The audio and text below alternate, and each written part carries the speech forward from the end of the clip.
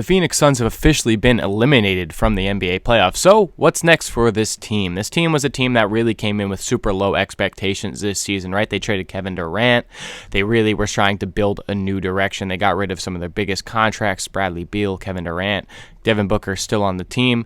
But this is a team that expectations were not very high. They still did end up making the playoffs. I think they outperformed expectations this year. They started to really build a new defensive identity. So let's look at the future of the team. First of all, let's look at who's under contract for this next season. Devin Booker, who's 29 years old. Jalen Green, who's 24. I think he's a big part of this team's future. Dillon Brooks, who is expiring at the end of next year. He's 30. Grayson Allen, player option at the end of the year, also 30. I look at those two guys as guys who could possibly be on the move. Royce O'Neal, who's 32.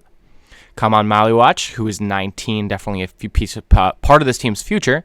Ryan Dunn, who is a team option. Oso Iguodala is 23 years old. Rasheer Fleming is 21. I think he's also going to be a big part, right?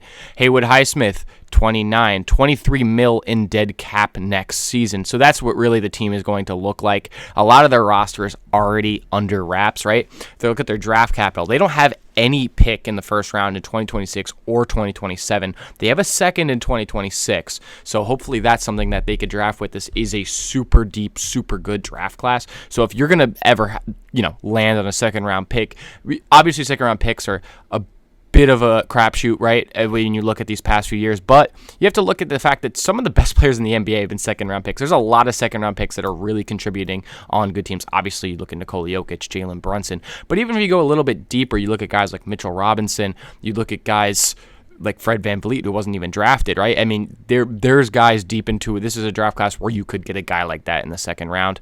Possibly go for a point guard. That's what they really need. And someone who could build on their new defensive identity. Maybe someone with some length, some size, right? So the real situation for the Suns, lack of their own picks in a build from within spot, right? They got to count on guys like Jalen Green, Rasheer Fleming, and Kaman Maluach to continue to develop and make smart moves around the edges. It's a relatively weak free agent class, but a very strong draft. You could find a gem in the second round, like we mentioned before. A lot of the teams did free agency through the deadline because of this weak class, right? You look at Utah, you look at Atlanta and what they did. Or excuse me, not Atlanta, but Washington and what they did. These teams did it through the trade deadline instead of going for free agency because there really wasn't that much available. Guys are getting locked up earlier, and you're going to have to really do it through trades, right? So that's where some of the guys can really help, like a Dillon Brooks, a Grayson Allen, a Royce O'Neal, some of the older guys on this team, a Haywood Highsmith, like somebody that a team can want to try to build this team. It's going to be more moves around the edges. I think Devin Booker still stays as the centerpiece of this team as long as he pleases, basically, unless something happens in Phoenix. So that's really not much of the thing, right? This team is shooting guard heavy, so possibly see them move more players to get a more balanced lineup. Currently, they have the team that is literally just all shooting guards. But overall, the Phoenix Suns are a team that's really going to need to wait and develop from within. They're building a new identity that started this year, and things are going in the right direction, right? OKC was the worst draw they possibly could have gotten, and they were just a flat-out better team than Phoenix. But in a year where expectations were super low, they were arguably in the worst spot in all of basketball coming into the season, and they really made steps in the right direction. It's going to be a slow run to try to make their way back to the top because of the lack of draft capital and financial flexibility, so expect this team to just continue to make small moves around the edges, and that's what's going to push them into the future of their franchise.